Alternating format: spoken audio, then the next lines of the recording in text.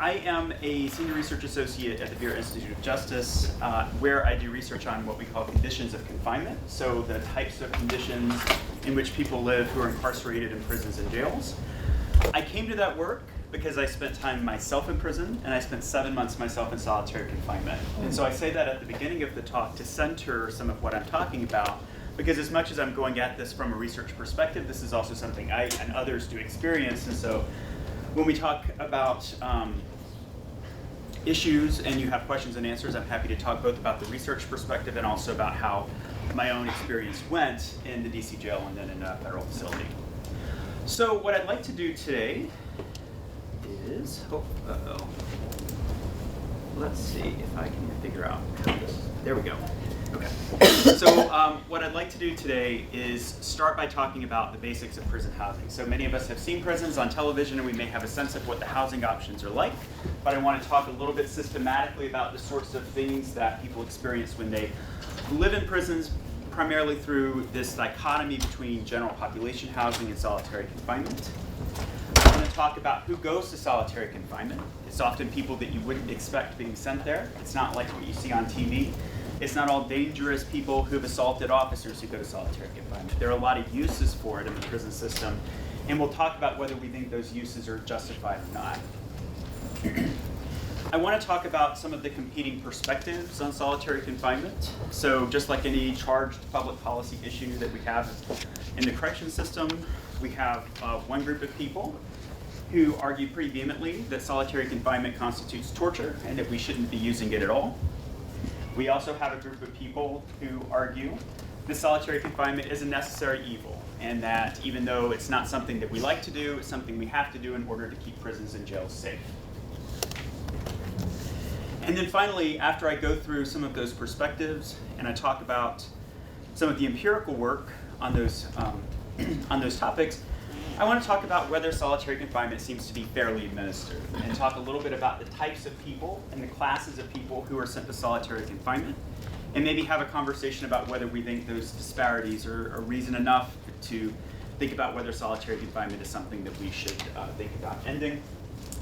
And then finally, I want to talk a bit about some of the alternatives to solitary confinement that are out there. So in my work at the Bureau Institute of Justice, we work with a lot of different jurisdictions and correction systems on the ways that they use solitary confinement and maybe some alternative ways that they can go about changing their housing practices. Okay.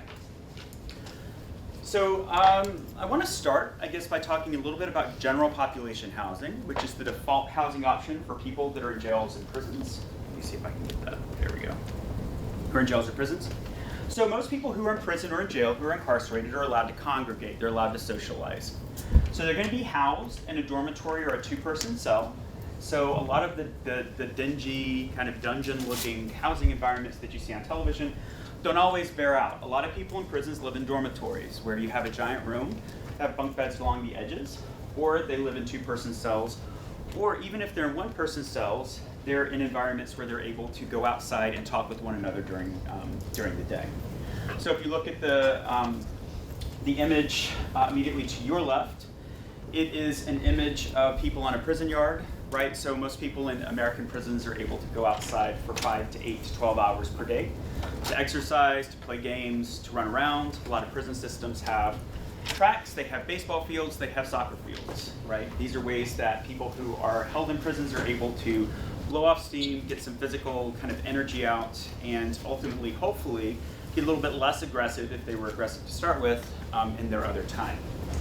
Even in jails, right, where people aren't necessarily going to have as much access to outside spaces, if you look to your right, you're going to have a day room where people can congregate, play games, and watch television. And so that social aspect, the mental stimulation, the visual stimulation, we're going to talk about in a minute, is really important.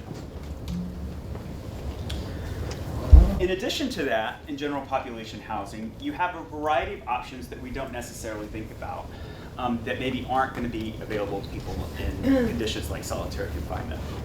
So if you look at the photos, the one to your far left is of people working. So many of you are probably familiar with the idea of prisoners having jobs. They're generally paid anywhere from 8 cents to 50 cents an hour. If they're in a prison system that has some sort of for-profit industry attached to it, like they make license plates or they make desks or they make furniture, then they might be paid $1 or more an hour, right?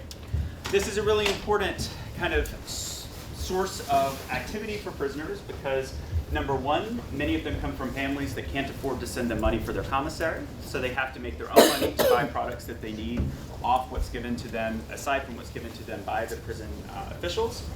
And two, it keeps them busy for up to 8 hours a day. And you don't know boredom until you don't have a job or you don't have to go to school. As much as some of us like to think about not having to go to work or going to school, when you don't have that as an option, you don't have things you can do with your time, the day starts to drag. The second photo that you see in the third depict family visits and phone calls. So people in general population housing generally have access to contact visits, right? Contact visits meaning that you can hug your kid, you can hug your spouse when they come to see you. You play games with your kid. There are activities that you can engage in. And phone calls, of course, permit you to call home and maintain contact. As you can imagine, visitation is an incredibly important thing for people who are incarcerated because it helps them to maintain ties to loved ones and ties to their community. So we know that 97% of people who are incarcerated are going to ultimately be released. When those people are released, it's really important that they have family members, friends, and contacts to help them with their reentry to society. Right? If they come out with nobody that they can really talk to, it's really hard for them to find a job, hard for them to find housing, and hard for them to readapt to society as best as they can. And then finally, the last picture that you see here is an example of programming that a lot of prisons and jails have for people to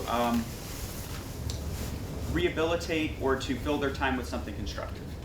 So here you see a guy in an art class. Lots of prisons have art therapy, music therapy, cognitive behavioral therapy if we're looking at kind of a traditional psychotherapy model, education classes, GED, and sometimes college and prison classes. And these can be a really good source of, again, sort of mental stimulation for people in the prison context. And so all of these things that I've shown you over these past two slides depict the options that you have if you're a general population prisoner in most American prisons, and to a more limited extent, what's going to be open to you if you're in a jail. And so what I want to talk about next is how solitary confinement is different and how the experiences of those prisoners really contrast what we see most people having as options. So this is, I actually put it up here as a typical solitary confinement cell, but it's actually a pretty nice solitary confinement cell. People in solitary confinement are going to spend 22 or more hours a day, 7 days a week in their cells. And these cells are generally about 6 feet by 10 feet. They're about the size of a large bathroom. And in this cell, you see that you have the single bed. You have this fun sink-toilet combo, because you want those things right on top of each other, obviously. Then you have this desk with a built-in seat, some shelving, and you'll notice you have this tiny little window, right? And that tiny window is not only really small, it's smoked. And you know, smoked glass is glass where if you look through it, you can tell if it's nighttime or daytime, but that's about it. You can't tell if it's raining, you can't tell if it's green outside, you can't see anything else. And so this becomes the primary home for people who are sent to solitary confinement. And they're in this particular room by themselves for this period of time. So typically, in most prison systems, you're allowed out of your cell for outdoor recreation once or twice a week, maybe 3 times if you're very lucky. But you're not going to go to a prison yard because you can't interact with people. So what they'll do is they'll shackle you, right, with your hands like this, tied to your waist, shuffling around, and they will take you out to one of these cages. And essentially, you will be put in the cage for about an hour or two. And you'll notice in this cage, which is a fairly typical solitary confinement recreation cage, it has a complete cement floor. There's grass all around it, but not inside. And it's chain link all around. So I have seen people in these cages run in tight little circles for like an hour. I've seen them do push-ups and sit-ups on the concrete. I've seen them try to pull up the chain link activity, and the CO yells at them to get off because they might mess up the chain link. And so this is your exposure to the outdoors, an hour or two a week, as opposed to the number of hours per day that you're able to spend in grassy areas if you're in general population. And so when it comes to programming, actually very few people in solitary confinement are allowed to engage in programming. They're not allowed to go to class. They're not allowed to do music therapy, art therapy. They're not allowed to do any sort of kind of personal development aside from court-mandated programs that usually have to do with substance abuse. So when you do have access to programming, again, which is rare, you're going to spend that in one of these program cages. And so you'll notice they put you in these teeny little, like 2 foot by 2 foot cages with a seat in it. And then they kind of line your cages up against the wall, and the instructor's outside kind of talking to you. And so obviously this is not an environment that promotes much engagement, because not only do you have the typical kind of divide that you have between instructor and student, that divide has a physical barrier on it as well.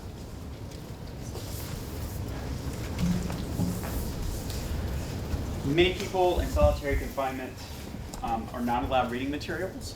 So a lot of systems won't give you reading materials at all, or if they do, they'll give you one religious book, right? So you might be able to have your Bible or what have you. You can't have anything else. Sometimes you can get a piece of paper and a pen from a CO, and you can use that to take notes, write things, make drawings, but that's about it.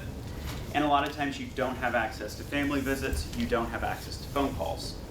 So this is actually problematic not only for the person who is incarcerated, right, because they're not able to talk to loved ones. It's actually really scary for the family members, right?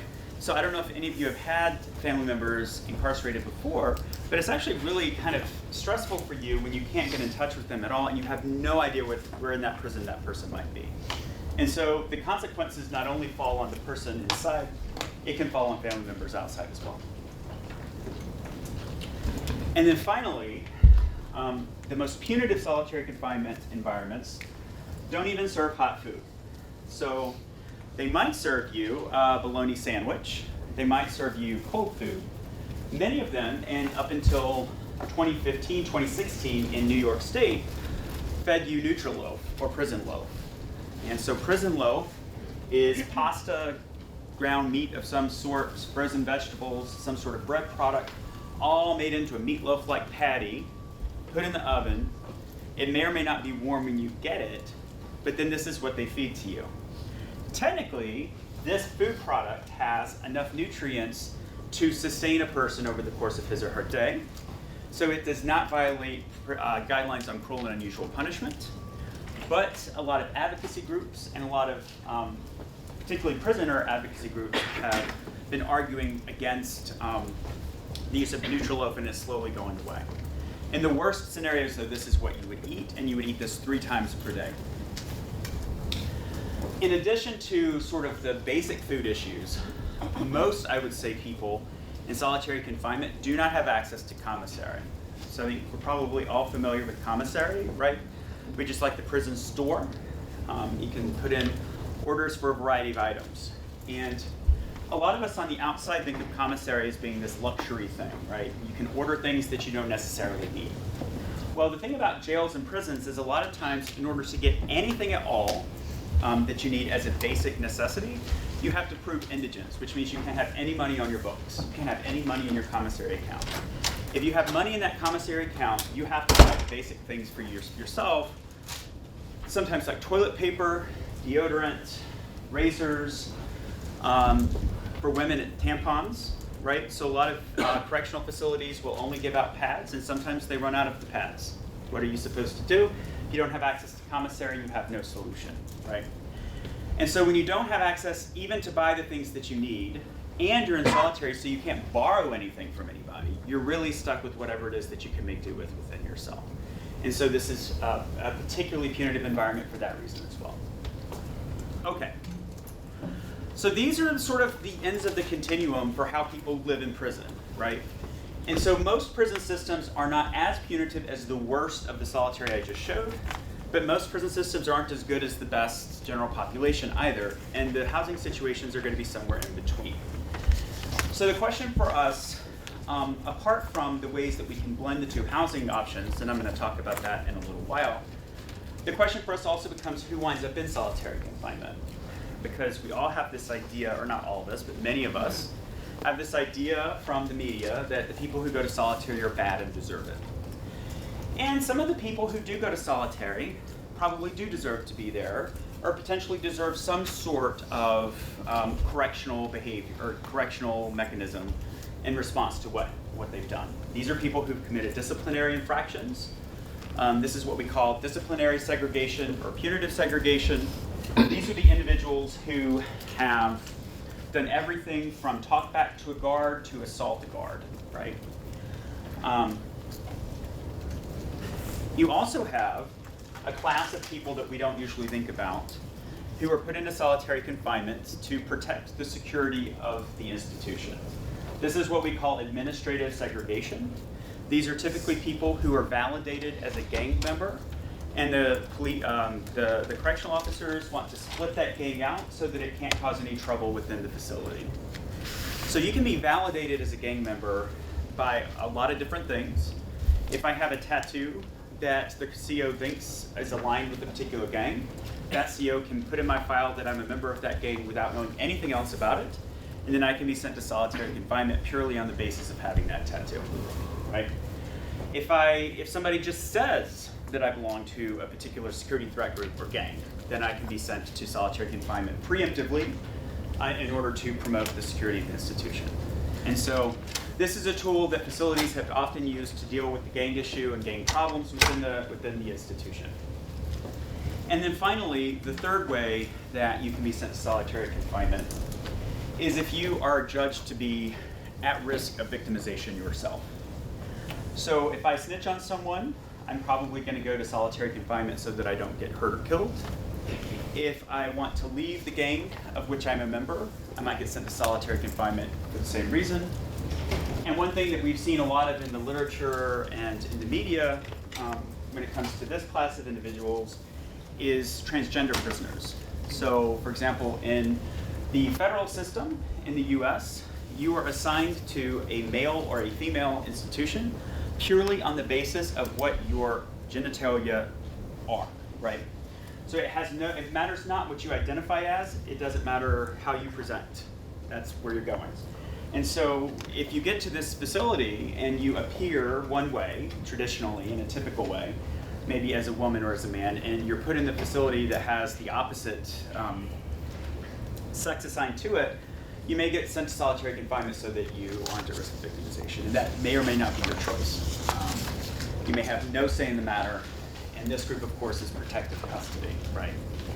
And so most of us think often about disciplinary infractions or segregation, but actually that doesn't even, in a lot of states, that doesn't always make up the majority of people who are spending time in solitary. So what we do know from our research is that on any given day, as many as 100,000 people are spending time in solitary confinement. And in some state systems, that can be over half of the prison population that they have, right? This is a notoriously difficult thing to measure. Prisons, for those of you who've done research, probably know this, prisons do not like to give you information at all. They don't want data getting out there. And the issue is that when the data do get out there, sometimes it causes lawsuits to emerge and for people to recognize that there are patterns present that they didn't know would be there. And so, for example, in New York State, 4 or 5 years ago, the New York Civil Liberties Union brought a huge suit about solitary confinement conditions in New York. The state of New York, the Department of Corrections and Community Supervision, docs had to give over all these data, and the data didn't paint the prison in a good light. So all this by way of saying that sometimes prisons don't record who's in solitary confinement. Sometimes prisons will say something isn't solitary when in actuality it is. And so it's really a shell game for a lot of these systems to figure out who's where and how many people are in different types of housing units. All right. So I mentioned that there are these perspectives on solitary confinement and what it does. And so the first perspective that many of us are probably familiar with is that solitary confinement is a terrible, terrible practice, and it's something that many people are calling torture, right? So in 2015, the United Nations passed the Mandela Rules. And the Mandela Rules are designed to guide what is acceptable on an international scale when it comes to the conditions of confinement in a prison. And what those Mandela Rules stated is that solitary confinement should not last any longer than 15 days. So 2 weeks and that's it. You've got to be back in general population housing. In addition to that, solitary confinement cannot be indefinite. So a lot of people, particularly those who are validated as gang members, are sent to solitary confinement on an indefinite basis. They're just there until the prison decides they can be moved back. And so that sort of ambiguity around your sentence alone by the United Nations standard is not acceptable. So most of you know that the UN doesn't have jurisdiction over what the US chooses to do with its punishment policies, and so this does not necessarily have any effect on what states are doing. But some states, Colorado among them, and I'll talk about that later, have actually accepted these rules as legitimate and they're moving forward with them. In addition to the UN Mandela Rules, we also see that solitary confinement is arguably inappropriate for vulnerable groups, for juveniles, and especially for pregnant women. So in addition even to juveniles, there are some states that are eliminating solitary confinement for people up to the age of 25. So we know more from brain science that people's brains are not fully formed until around 25. And so some of the deprivation effects of solitary confinement have the potential to really do damage to someone's developing brain. And so some states and some local jurisdictions are starting to take away solitary as an option for people under 25, which is really helping, hopefully, to eliminate some of the bad consequences I'm going to talk about in a minute. So in addition to this view, there is a second view that solitary confinement isn't something we like to do, but it's something we have to do. And so this, of course, is the view that we see from people who are in the correction system working, who admittedly have jobs that are very difficult to do. They have a lot of challenges in their day-to-day work, and in many ways worry about what they can do to keep order if solitary confinement is no longer given to them as an option. So correction staff argue frequently that solitary confinement is a way of removing someone from the prison environment who's causing trouble. And by threatening people with going to solitary, corrections officers believe that this is the best way to keep misconduct at a minimum. And there's actual kind of empirical research on this I'm going to talk about in a minute. But it's sometimes hard to argue with people who experience something themselves on a day-to-day basis. They have a very deeply ingrained emotional kind of response to people who create problems for them in prison. And so this is the necessary evil they believe needs to be used to address it. Some argue that solitary confinement also promotes the safety and security of the institution. This is especially the case with people, corrections officers who have tried very hard to eradicate gang activity and have found that the only way to eradicate it is to put gang members in solitary confinement away from one another. Now we can argue about whether solitary confinement is the only way to break up a gang, but that's the viewpoint that a lot of people bring to the table on it. And sorry, you can't see it, it's kind of down to the bottom. The other argument is that without solitary confinement, people will be victimized who aren't able to take care of themselves. So people who are transgender, for example, like I mentioned a moment ago, people who are trying to de-escalate from a gang, so on and so forth. Without putting them in solitary confinement, we're not able to make sure that they aren't killed or hurt or maimed or some other respect harm. So these are kind of philosophical viewpoints, right? But there's actual research on a lot of this that we can look to that has been systematically conducted about the impact of solitary confinement on people, right? And, you know, this first question, is solitary confinement torture? This first viewpoint, you know, we can think normatively, maybe that because these are people who are imprisoned, maybe we don't care if they're tortured. Maybe they've earned this. Maybe this is something that they deserve to have happen to them because they've done something wrong. And as much as that argument isn't something I agree with, I hear it a lot. I think it's important for us to remember that almost all of these people are going to go back to their communities at some point. And so if we harm them to such an extent that they're not functional individuals, then we need to start thinking about whether or not that torture is actually deserved. And so the empirical research on this suggests that there are significant psychological consequences of solitary confinement. And I want to talk about some specific ones that we see in the research. So the National Institute of Justice in the previous administration put out a really long report on solitary confinement in 2016. And that report, if you Google it, is actually the best resource on solitary confinement that you could possibly find. So anybody that writes a research paper on it or does a project on this, this is a great place for you to start. And that report outlines a lot of these issues, and it concludes that solitary confinement carries major psychiatric risks. So a risk is a risk, it's not a certainty, right? And so the research that we see is trying to identify how much these risks are actually borne out in reality, and how different approaches to solitary create different issues. And we see that there are generally three classes of things that happen to people who spent time in solitary confinement. The first issue is that you have this sensory deprivation, right? And this sensory deprivation takes place because you are in this very small room and you are possibly not even in control of the light. So you think about like lights, right? And in your day-to-day kind of affairs, you're not worried about whether the light's on or off. You can just turn it on or off. People in solitary confinement sometimes don't have the ability to turn on a light. Sometimes they don't have the ability, even worse, to turn off the light. So can you imagine being in this 6x10 bathroom-sized cell and unable to turn the light off 24 hours a day? That creates a lot of issues that actually mimic sensory deprivation. Even though you have sensory overload, the deprivation effects are the same.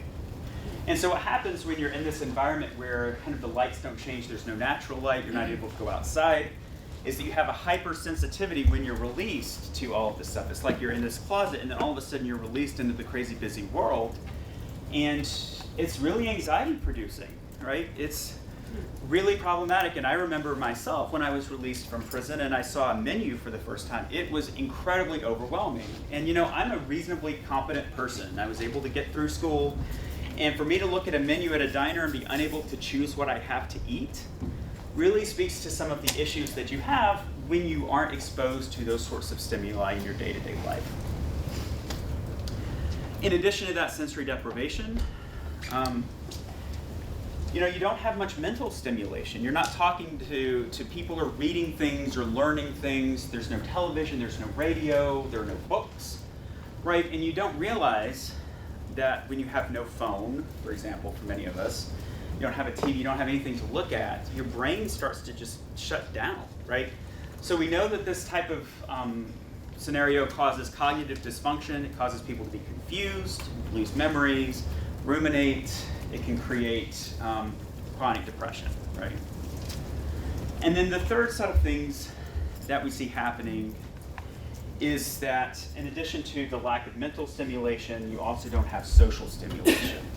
So you don't have people around you to talk to and interact with. And so when you're by yourself, even the most introverted people among us can become irritable, angry, we get aggressive, we have emotional breakdowns, and in some cases people have even been shown to start having hallucinations. And so what we don't know in the research necessarily is how much solitary you've got to have for these things to happen to you. And as the research develops, we're getting a better sense of how long you have to be in a solitary environment for these things to happen.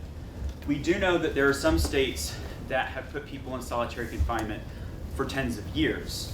And in those cases, I think the evidence is clear. What we're still sorting out is whether a month in solitary confinement can do these things, or if it takes a lot longer than that. Okay.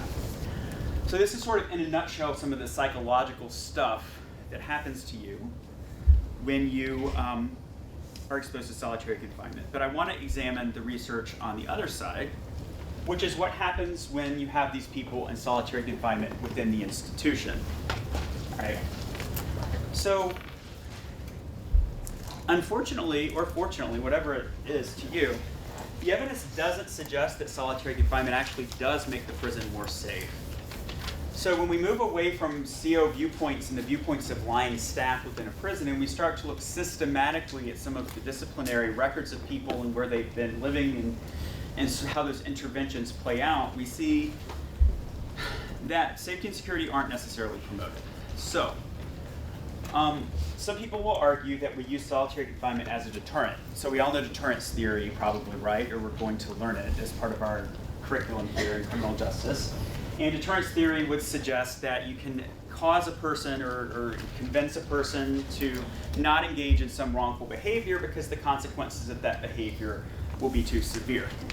And we know that solitary confinement doesn't do that because when people go to solitary confinement, the risk of their engaging in misconduct after that solitary confinement stint are no higher or lower than than that risk would have been prior to or without the solitary confinement stint.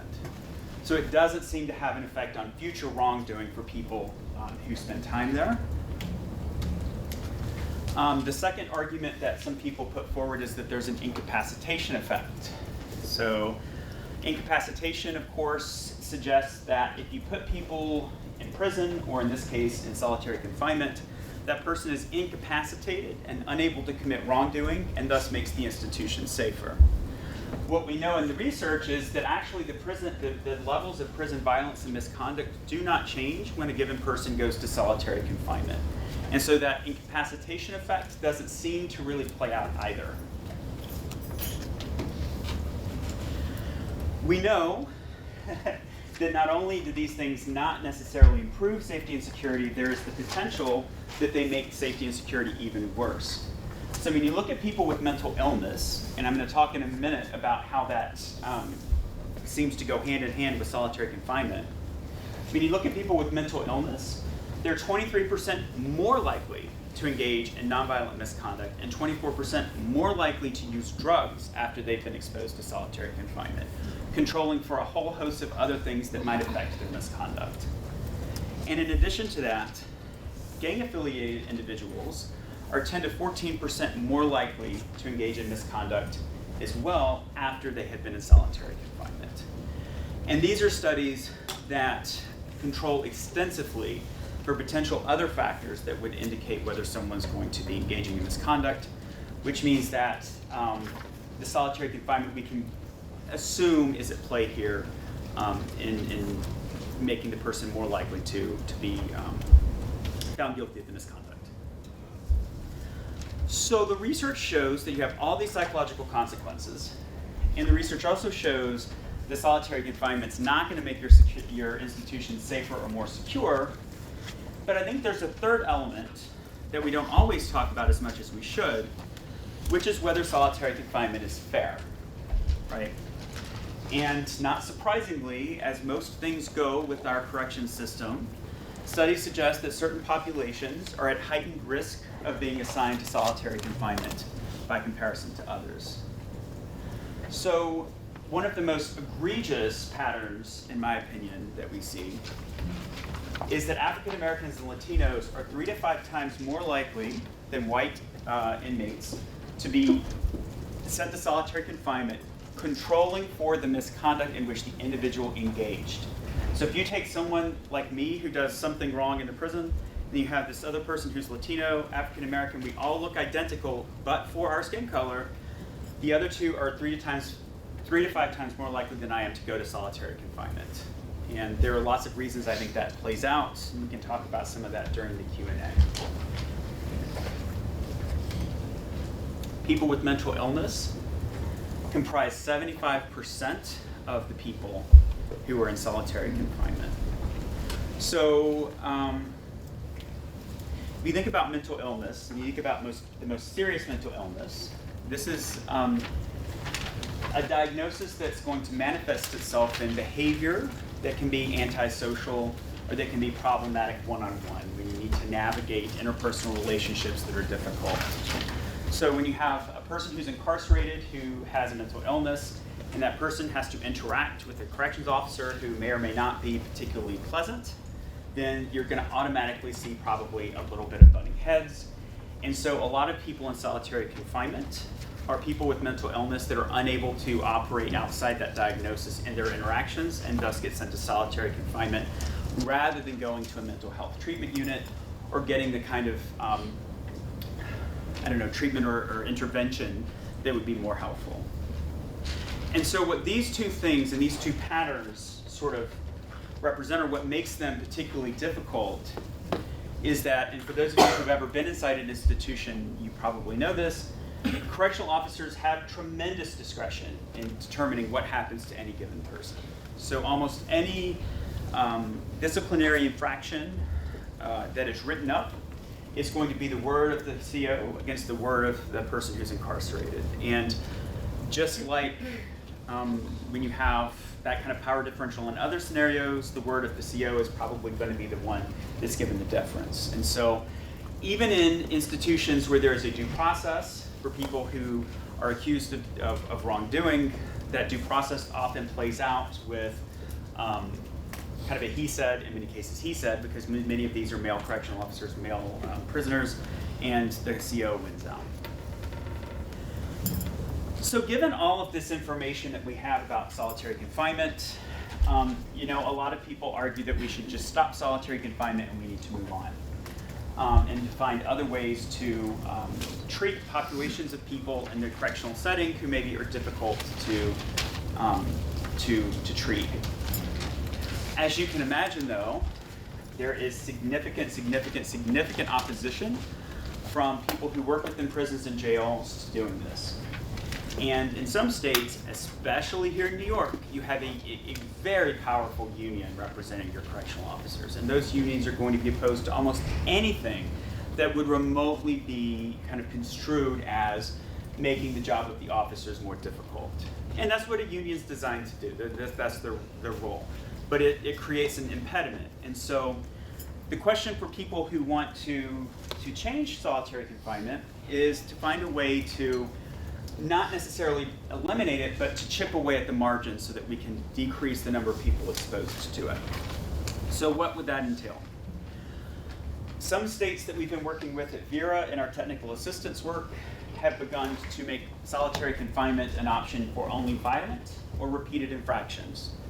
So let's say that I get in trouble for selling drugs within the prison, right? If I'm a first-time offender selling those drugs, I'm not going to go to solitary. I'll get written up. It'll go on my record. Maybe the second time or the third time I do it, I have to go to solitary, but not the first. The number one reason people often go to solitary confinement is refusal to obey an order. And that can be anything from talking back to refusing to leave a cell. But that's a relatively low-level infraction. And some states are making that not eligible for solitary confinement at all, no matter how many times you do it. And that is decreasing in some states the numbers of people that are exposed to solitary on a daily basis. Another option is to eliminate solitary confinement use for vulnerable populations. So people who are younger, transgender people, pregnant women, those people are no longer eligible for solitary at all.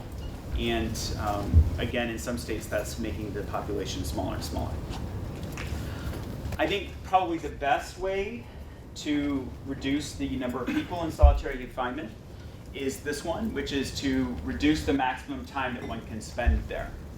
So the state of Colorado had a really progressive director of corrections, Rick Ramish, and he spearheaded an effort to reduce the maximum time that an individual in Colorado can spend in solitary confinement down to 15 days, Mandela Rules. And now in Colorado, only 0.1% of all individuals incarcerated in the system on any given day are in solitary confinement. I think last week we pulled numbers and there were like 10 of them. So that was an amazing, drastic reduction there based purely on reducing the maximum time that someone is sentenced to solitary confinement for wrongdoing. Even if you're not willing to limit the time in solitary, and even if you're not willing to limit the things that get you sent there, one way that you can make solitary confinement easier and perhaps a little bit less destructive is to change the conditions. And you can allow individuals, for example, to visit with family and make phone calls. So this permits them to maintain their ties to their families and their communities and hopefully have an easier time reentering when they're released. You can serve them regular hot meals and you can allow them access to commissary. And so in this case, they can buy what they need and they don't feel like they're being treated like some sort of 17th century prisoner eating that Nutrilo. And finally, you can increase the time that these individuals are going to spend out of their cells and allow them access to programming. So there's no magic kind of law that says that 2 hours a day out of cell is what we should do with people in solitary confinement. And there's no magic rule that says the 8 or 12 hours a day is necessarily important either. We know that you should be out of cell as much as possible within the constraints of the institution. And we know that the more time you have people out of their cell, the more work it is for the COs. So if we can increase the COs that we have at our disposal that are working in the facility, then that permits us to increase the out-of-cell time for people in solitary confinement and give them some options for exercise and for programming that hopefully pull them out of some of the negative consequences that we see them experiencing. All right. So that's all I have by way of a presentation. I'm happy to answer any questions. So you were saying that we should eliminate the use for vulnerable populations. Can I just get you to elaborate on that? Like, why would it be safer for them to be in like a regular public environment than with that solitary confinement? Yeah, that's a great question. So there's an argument that people who are in vulnerable populations, let's say transgender people, just for an example, should be kept in solitary confinement as a means of protecting them from victimization. But there are some states that, instead of doing that, have created sensitive needs yards or special needs yards where you have an entire block of people who are at risk of victimization but who aren't particularly violent living together, who are hopefully going to escape the victimization they would get in the broad general population. So the solution isn't necessarily to just let them loose into the general population at large. The solution is to create special units and blocks where they can exist with each other and have time and access to recreation without having to do solitary confinement.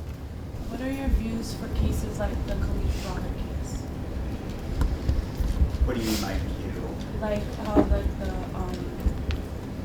because I don't know if like the correction officers in that whole case were like arrested or something like that. So how do you feel about like the COs and how they treat people in solitary confinement? It's difficult.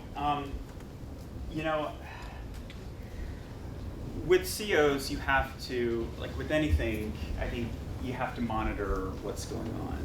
And COs are just in a line of work where there's a particular risk of violence, right? And sometimes that violence is perpetrated by them. And it's like police brutality. It's a similar sort of thing in that it's hard to catch police who are brutalizing other people without footage. And so within prisons and within jails, I think increasingly it's important for us to have footage, closed-circuit TVs and cameras, not to catch necessarily people who are incarcerated who are engaged in wrongdoing, but rather to make sure that the COs are interacting with them in a constructive way. And without those cameras, it is so hard to demonstrate or to prove that someone's being mistreated because you don't have the physical evidence. And like I said a minute ago, it's almost always the word of the COs against the word of the inmate or the person incarcerated, and you're not going to believe the person who's incarcerated a lot of the time if you're the general public, and these aren't issues that you think about on a daily basis. So it's tough. Yeah, I think that's a great point. I came in a little late, so when you were introducing yourself, did you say that you spent time in solitary confinement? I did. I spent 7 months in the District of Columbia Jail's solitary confinement unit for my own protection.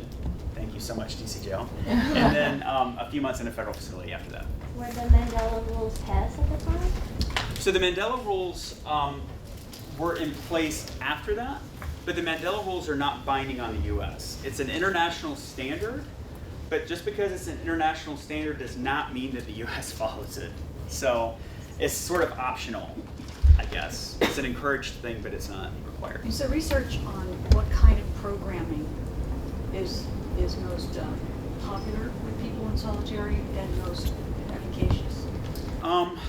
We don't have a lot of research on the type of programming that's most efficacious within solitary confinement because a lot of institutions historically have not offered that within solitary confinement. We know that within prisons more broadly, like education programs, GED programs, and programs that lead to an education credential often produce the most benefits when the person's released, and they can provide kind of the most, I guess, mental stimulation and satisfaction with the incarcerated person during the incarceration. The problem with those interventions that we know to work really effectively is that they're not available to people in solitary for the most part. And so I think as we expand sort of what solitary confinement people are allowed access to, we'll have better answers to that. You said you were in the confinement for your own protection. What was their need to protect you? Were you threatened by other prisoners? No, I was never threatened. My case was covered extensively in the media, and they thought that because it was in the media that someone might see it on a prison television and that I could be victimized as a result of that as well. So, yeah. I had to ask to be removed multiple times. I wasn't allowed. I'm curious about how reforming in solitary compares to other parts of the mass incarceration system. I know it probably depends on states versus federal, but No, that's a really great question, right? So for those of us interested in criminal justice reform writ large, like there are lots of things we could focus our time on. And reforms on conditions of confinement like this actually aren't among the most popular because they don't necessarily touch as many people. And I think a lot of people want criminal justice reform to focus not necessarily on the experiences of those in the system, but rather to focus on how we keep people out of it, right? And so like sentencing reform, prosecutorial reform, keeping people out of incarceration tends to be the main focus for people in CJ reform and for most states. And I think that's rightly so, right? But one of the reasons I do this work is because I think that while we do that set of things over here, it's important that we don't forget the people who are going to be in prison no matter what, who maybe have committed some violent crime that is probably not going to be eligible for any sort of sentencing reform anytime in the near future. We still want to make sure that they have the tools they need to be successful when they're released. Are there any statistics or information about how long on average is a solitary confinement in US? I know that they don't release this information, but like, So some states do, individual states will. And so the states that we work with at FIRA, sometimes the average, I'm trying to think, over the past few years has ranged from 3 weeks to a couple of months. But of course, the states that are willing to work with a place like FIRA are the states that are already doing a reasonably good job, and the states that probably don't have too big of an issue to start with. So there are some states, for example, that have built entire prison facilities for solitary confinement. And so in the state of California, the state of Arizona, and in Illinois, they've all built supermax prisons. And those supermax prisons are entire prison only of solitary. And I know in California, which California is making some changes now, but in the past, California, for example, would lock someone up for like 20 years, and then the person's release date came, and then, oh, let's let them out onto the streets of San Francisco, right, with the $20 kind of reloaded debit card, and that's it. And I think that's where it gets a little bit dangerous, where that link part comes in. I'm glad that you transitioned into that particular point. I'm curious, last week a gentleman came in and he spoke about the broken windows theory and the increase in incarceration for minimum crimes. We know that in the 80s and the 90s there was a growth in prison building in New York State. I was wondering, throughout your research, have you identified that aspect, and if indeed any of those prisons are going to be eliminated in a sense, because a lot of them are specifically for segregated housing units, if I'm correct? Yeah, so prisons are, so there's a lot to what you just said, actually, and I'm trying not to ramble about it for too long. But I find this prison construction issue really interesting. So in New York State, if you think about upstate, upstate there is a lot of industry there that isn't there anymore, and you have a lot of people that have tough times finding jobs. And so if I'm a congressperson and I represent an upstate district and I really want to find jobs for my district, one of the best ways that I can do that is getting a prison built. Yeah. Because you get a prison built, and those prisons bring really, really great jobs. They're high-paying jobs, they're stressful, but they pay a lot of money, you qualify for a lot of overtime. It can really bring the economic situation of your community up. And so just like anything else in public policy, corrections is subject to the politics of the people that make the laws. And so in a lot of states like New York, you see a lot of prison construction, or you have in the 80s and the 90s, particularly for that exact reason. And so now that we're seeing criminal justice reform becoming a little bit more popular, and Congress people thinking, well, maybe we should start reducing prison populations, you have facilities that are going to have to be eliminated. And this is where I think over the next 5 to 10 years, we're going to see a lot of difficulty getting rid of some of these prisons for the exact reason that you just mentioned, We built them, they have this economic engine for the area, and nobody wants to be the person that takes away jobs, right? So it's a really difficult thing, I think, when it comes to those prisons and how they But it might be a operate. little bit personal. So like, I just googled what you were arrested for. So like, is your mentality from then and then now with being in solitary confinement? Do you feel like it's a little bit different now? So solitary confinement is, I think for me, so I was lucky that I was in a solitary confinement unit where I was allowed to have books. I was allowed to have books. I'm an introvert. I like to read. And so for me, the books that I had, I read like 300 books while I was there. And when I came out, I had a lot of sort of anxieties about walking out and there being like people around and so on. But aside from that, I was generally fine. And I was an incredibly privileged inmate. I mean, I came in, I had great lawyers, I'm white, I'm upper middle class, I'm educated. And so my solitary experience was not nearly as bad, I think, as everybody else's. I had access to psychiatry there that I asked for and knew to ask for because of my attorneys, that if I didn't realize I even needed, I would have had a lot of trouble getting. So I don't view what I went through by any stretch as being typical. And actually, one of the reasons that I do this kind of work is not because I came out of it thinking that I'm so damaged, but rather I saw how damaged everybody else was. And it's tough. How Yes. old were you? 37. Okay, so.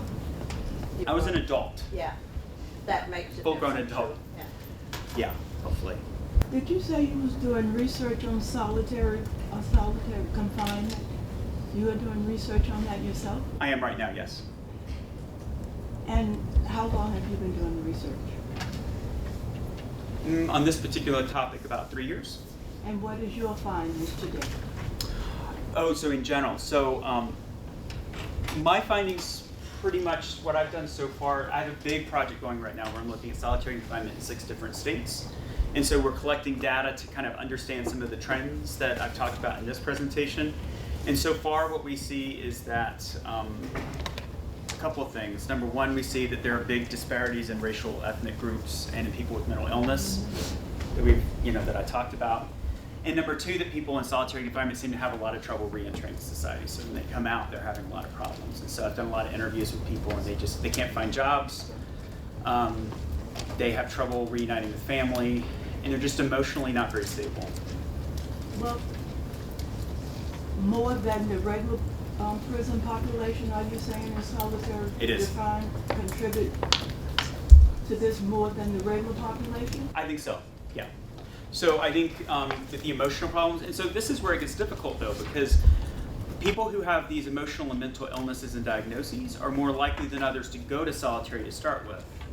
The question is whether solitary makes them a whole lot worse than they already were, or if solitary keeps them the same. It certainly doesn't make them any better than they were.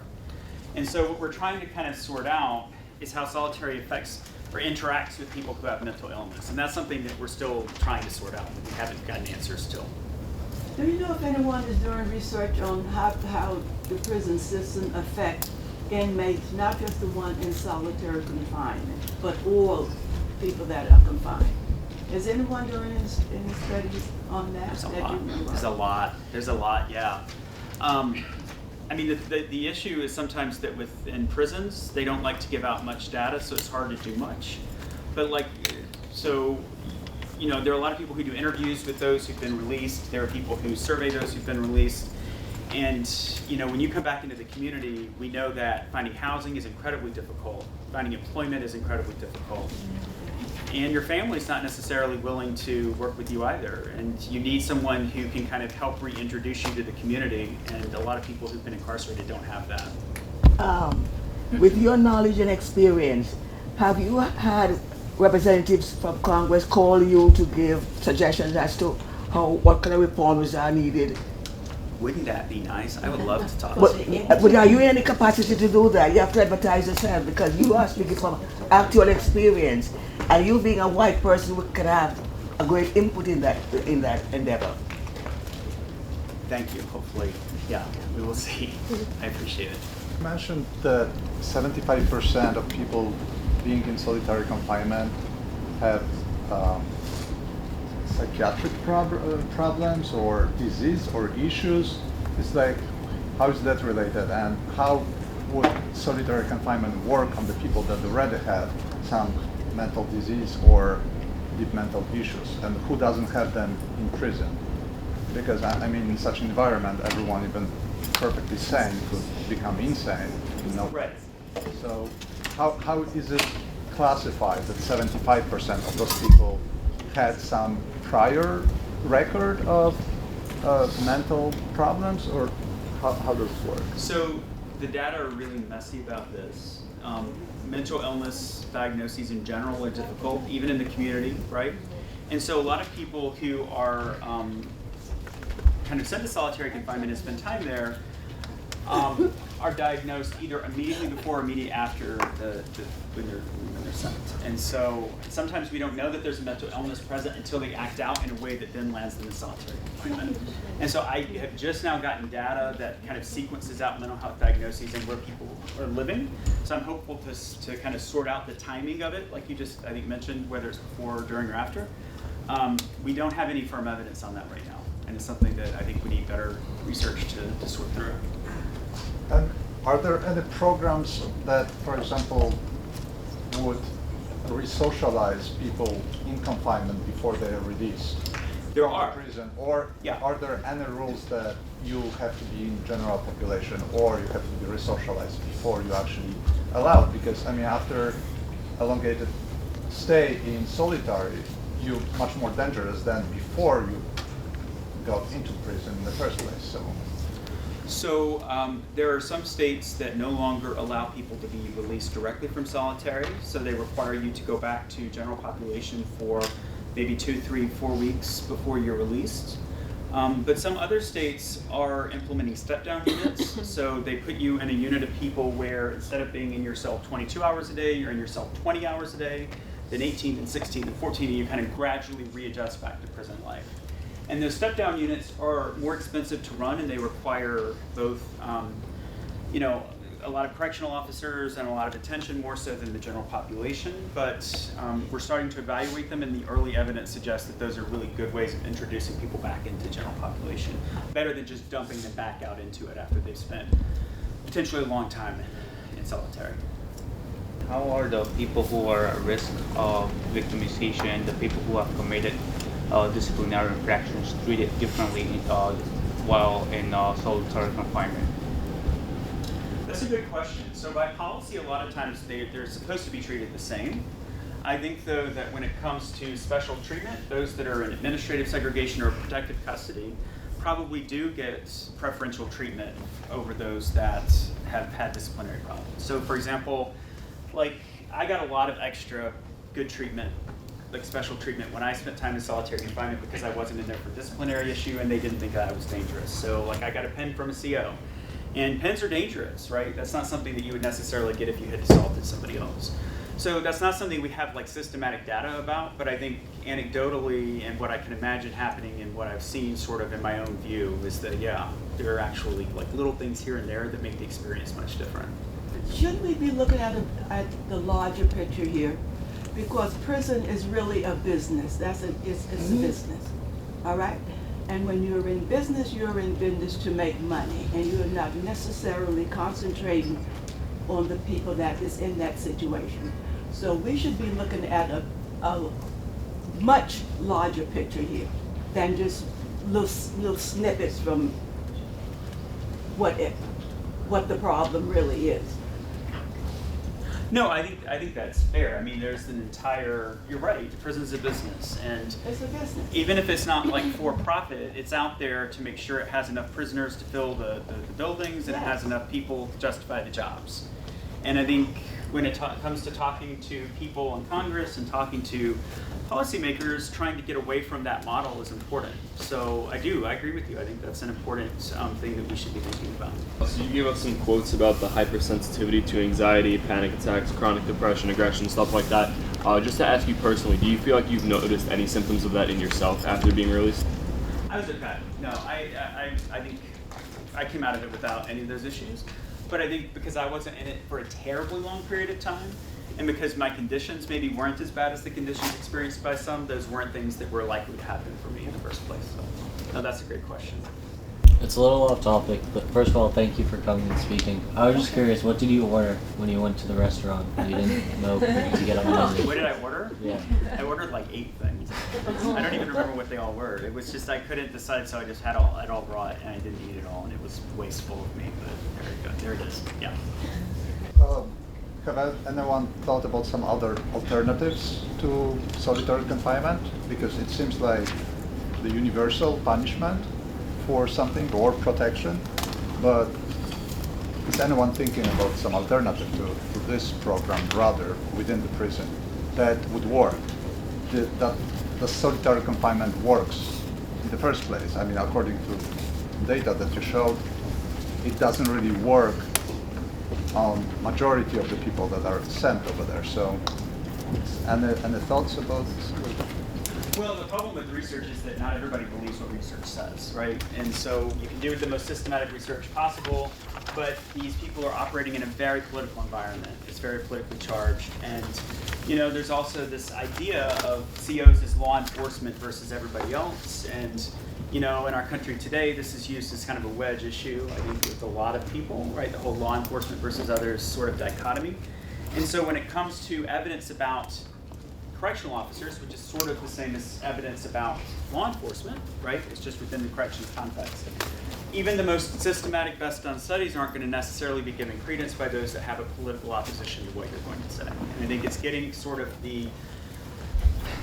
getting the research to be amenable and palatable to the people that would be kind of affected by it is the most important way to go about that, and it's not something that we've done very well so far.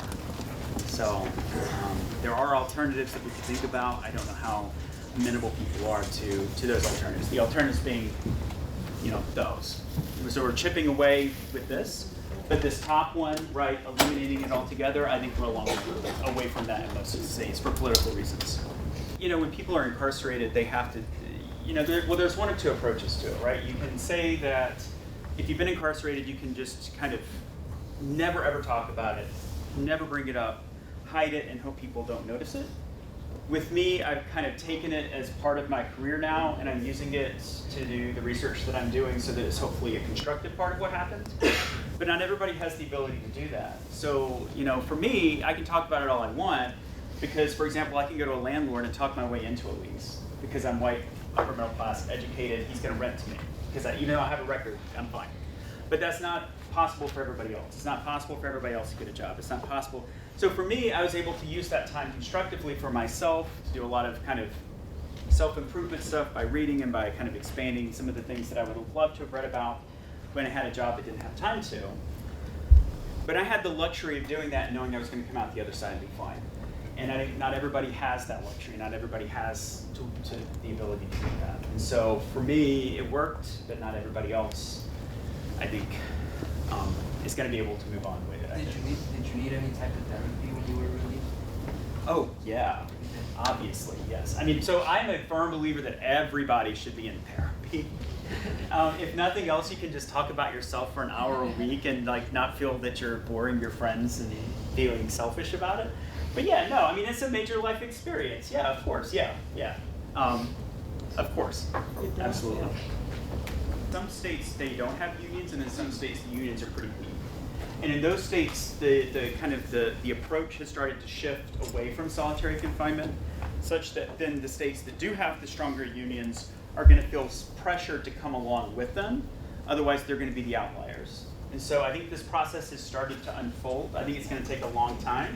But I think only once like neighbor states without the unions put into place these reforms, will then the states with the unions feel that they absolutely have to come along and there's not going to be an option. Otherwise, the union has no incentive whatsoever, I think, to play along. So you mentioned that 75% of the solitary confinement population is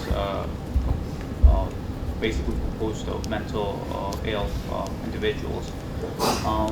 Why is this so? And aren't individuals or convicted criminals with mental illness sent to mental facilities other than like the regular corrections? Why aren't they? No, aren't there like facilities specialized for those individuals? Yeah, so the prison system has become the psychiatric provider of last resort for lots of people. So there are mental health facilities that are available for folks here, there, and everywhere. But a lot of times people either don't realize that they're there, they don't have the funds to go to them, or they don't have the ability on a day-to-day basis to get there. Right? And so only when they wind up committing a crime because they are experiencing these unmedicated medical illness sort of episodes do they wind up in prison, and their illness winds up being more systematically addressed. But the care in the community is not at a level where most people have access to it and it's effective. And so that's why I think we see so many people in prison who ideally would be getting treated somewhere else. That's a great point.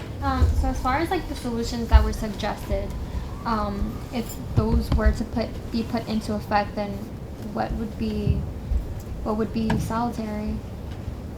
If we put these, what would be solitary? There wouldn't be, right? So solitary would be different, right? It would be sort of similar to general population. Maybe it wouldn't be necessarily viewed as a punishment, but it would be used to separate people from the general population, maybe that you didn't want to be in the larger groups, maybe because you think that they might cause violence, or maybe because you're worried that they'll be victimized themselves. So what would happen is what we see now as a solitary confinement unit would be a unit that maybe looked sort of like general population but had people in it that would have previously gone to the solitary situation. Does that make sense? Yeah. Right now, if you go to solitary confinement, there's no difference whether you go there because you violent or because you did something to the guard, offended the guard, or whether it's for your protection. It's still the same treatment, the same food, and the same kind of. In one case, you go because you actually committed something. In the other case, you go for your own protection, and still the same treatment. That's in a lot of states it's identical. Yeah. Some states will differentiate when it comes to family visits and phone calls. So if you're in administrative segregation or if you're in protective custody, you can have the phone calls, you can have the family visits, and sometimes you can get your commissary. But in almost all scenarios, you will be in the same sort of singular cell for 22 or more hours a day, 7 days a week, without access to outside recreation. Thank you all. I appreciate it.